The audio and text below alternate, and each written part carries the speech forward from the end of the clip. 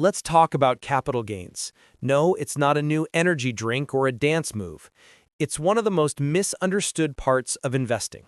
And misunderstanding it can cost you, well, a lot of money. But don't worry, by the end of this video, you'll understand it so clearly, even your grandma could explain it at Thanksgiving. A capital gain happens when you sell something for more than you paid for it. Simple, right? Buy a stock at $50, sell it at $100. Congratulations, you have a $50 capital gain. It's not money until you sell. If the stock just sits there going up and down, no taxes yet. That's why investors call it unrealized gains.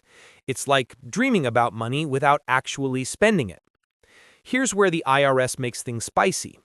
They split gains into short-term and long-term. Short-term gains, sold within a year of buying. Taxed at your ordinary income rate. Yep, that could be 10% to 37% depending on your bracket. Long-term gains, sold after holding for more than a year. Taxed at a lower, more investor-friendly rate of 0%, 15%, or 20%. Translation, patience pays. If you can wait a little longer, you keep a lot more cash. Let's say you bought a stock for $1,000. You held it for 6 months and sold for $1,200. That $200 is a short-term gain. If you're in the 22% income bracket, Uncle Sam takes $44. Now imagine you held it for 2 years instead. Same $200 gain, but this time it's long-term. Only $30 goes to taxes.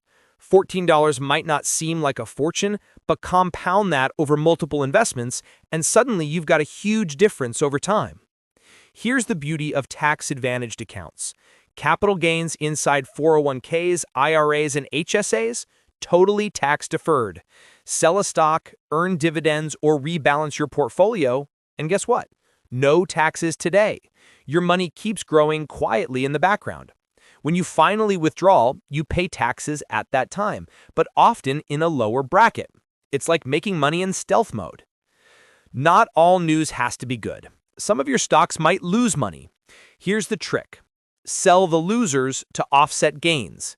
If you sold a stock for a $200 loss, you can subtract it from your gains elsewhere. It's called tax loss harvesting, and it's like turning lemons into lemonade with interest. You can even carry leftover losses into future years. Your losses today become savings tomorrow. The timing game. Timing is everything in capital gains. Consider selling in a year or more to get long-term treatment. Watch your taxable income. Selling a high-gain asset in a low-income year could reduce your rate.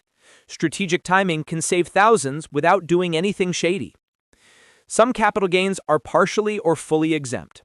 Primary residence, sell your home, you may exclude up to $250,000, $500,000 if married.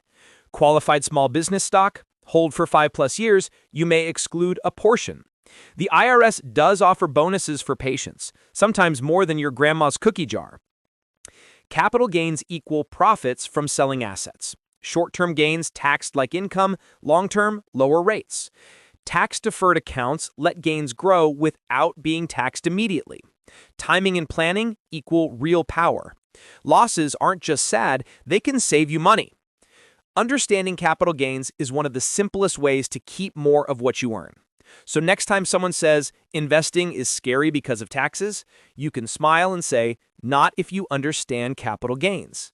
Plan, hold, harvest losses, and let your money grow efficiently.